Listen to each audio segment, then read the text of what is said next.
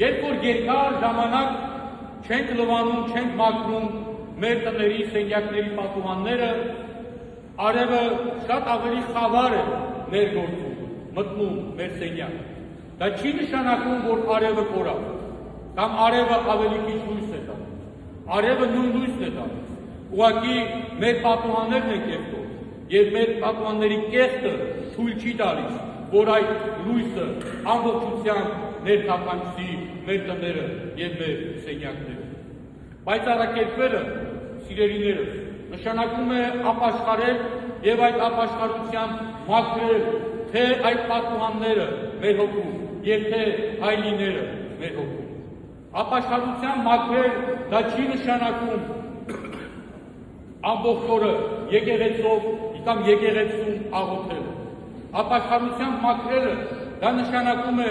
մեր վերաբերմունքի փոփոխությունը մեկս մյուսի հանդեպ։ Մի ուսուցիչ մի անգամ իր աշակերտներին հարց է տալիս, ասում է, ինչպես եք հասկանում, երբ է ավարտվում գիշերը։ Աշակերտները պատասխանում են, մեկը ասում է, երբ որ արևը սկսում է բարձրանալ, մյուսը ասում է, երբ որ արդեն սկսում եմ տեսնել իմ շուրջը ինչ է կատարվում, եւ այդպես տարբեր պատասխաններ։ Եվ երբ որ հարցնում է, իսկ ինչպես եք կարծում, թե երբ է ավարտվում ձեր հոգու գիշերը,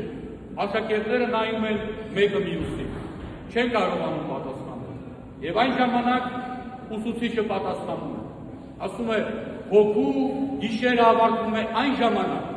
երբ որ դու նայում ես քո դիմացինին եւ նրա մեջ տեսնում ես քո նմանին, նրա մեջ տեսնում ես քո եղբորը կամ քո քրոջը, նրա մեջ տեսնում ես Աստծո ստեղծածին, որը քո նման։ Ահա այդ ժամանակ է ավարտվում մարդու հոգևոր գիշերը։ Իսկ եթե այդպիսի զգացողություն չունես, ապա նաեւ կեսօրվա լույսին քո հոգում ես գիշերը կշարունակի։ Եվ այդպես էլ կա, սիրելիներ։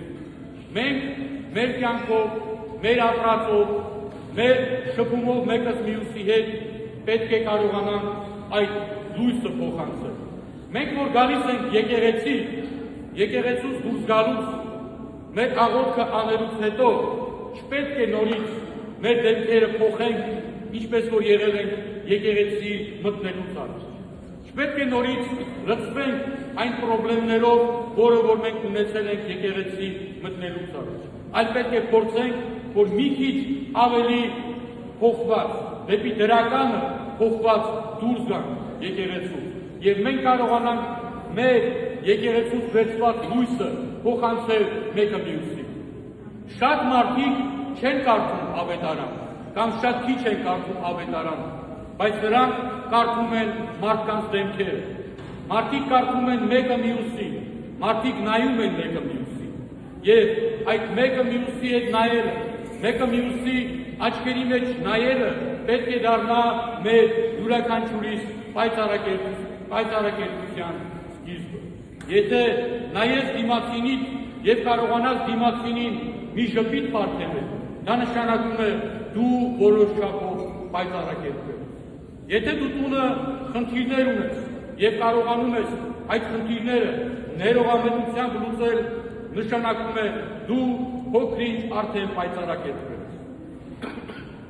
Եթե դու քո ընկերների մեջ խնդիրներ ունես եւ երեք չէր կարողանում ներել, բայց այսօր դու պատրաստ ես նրան ներել, դա նշանակում է դու արդեն պայծառակերպվել ես։ Հիշեք, Քրիստոս ոչ մի անգամ չի ասել, որ սպասեք լավ օրերին, երբ որ կլինի լուսավոր ապագան եւ կգան լուսավոր օրեր։ Նա այդպիսի բան չի ասել։ Նա ասել է, դուք եք այս աշխարհի լույսը։ Նա հենց այդ է նկատի ունեցել, որ ամեն մեկը, ամեն մի մարդ, ամեն մի քրիստոնյա իր պայծառակերպությամբ ստացված լույսով պետք է կարողանա ստեղծել լուսավոր աշխարհը։ Իր պայծառակերպության միջոցով ստացված այդ լույսը պետք է կարողանա սփռել իր հարազատների եւ բարեկամների եւ իր շրջապատի մեջ, որպեսզի այդ լույսից ծնվի նորից լույս, այլ ոչ թե խավար։ Եվ այդ ժամանակ միայն կարողանանք մենք տեսնել խաղաղություն, կարողանանք տեսնել խաղաղություն մեր հոգիների մեջ ամենակարևորը, կարողանանք այդ խաղաղությունը տեսնել այնուհետև մեր շրջապատի մեջ, մեկը մյուսի հետ շփման ժամանակ, եւ կարողանանք այդ խաղաղությունը տեսնել արդեն մեր ամբողջ շրջապատի մեջ։ Չէ՞ որ սիրուց է ծնվում սերը, իսկ ատելությունից ատելություն։ Եկեք ապրենք սիրով, դա մեզի ոչ մի վնաս չի տա, բայց ապրենք ատելության, դա ամեն օր մեզի մեր համար մի նոր խնդիր ստեղծի։ Մտածեք եւ ուղղակի տեսեք ձեր շրջապատի մեջ։ Ինչն է ճիշտը։ Սիրով ապրելը,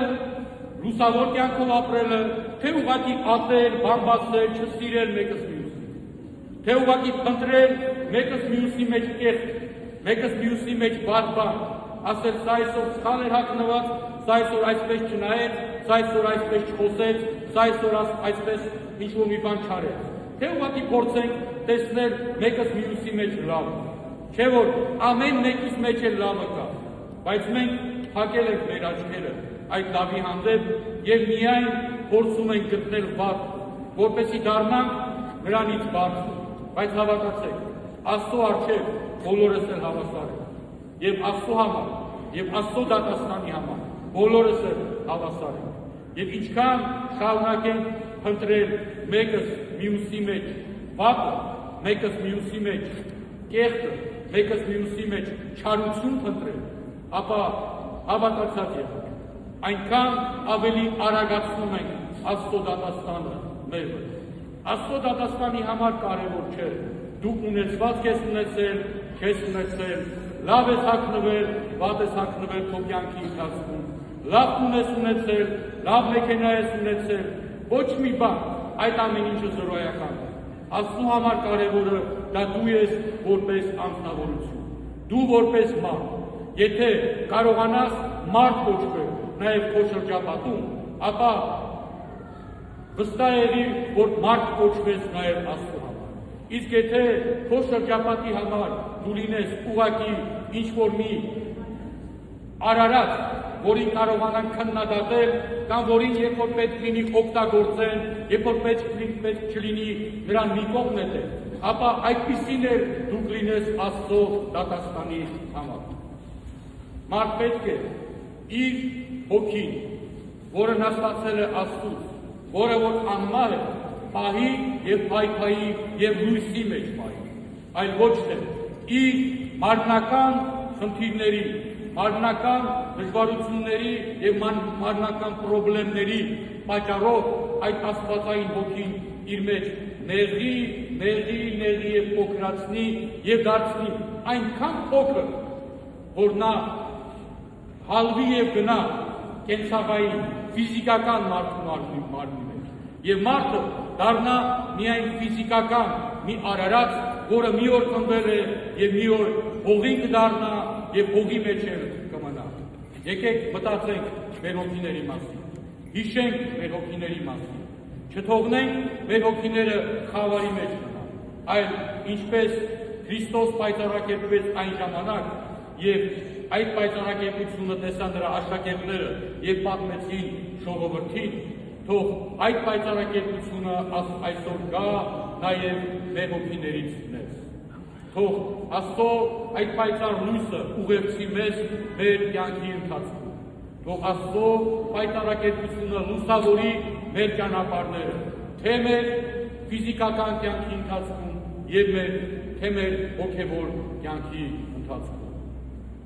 Շնորհ Յարններով Հիսուսի Քրիստոսի, եղեցին ձեզ եւ ընդամենեսյանս։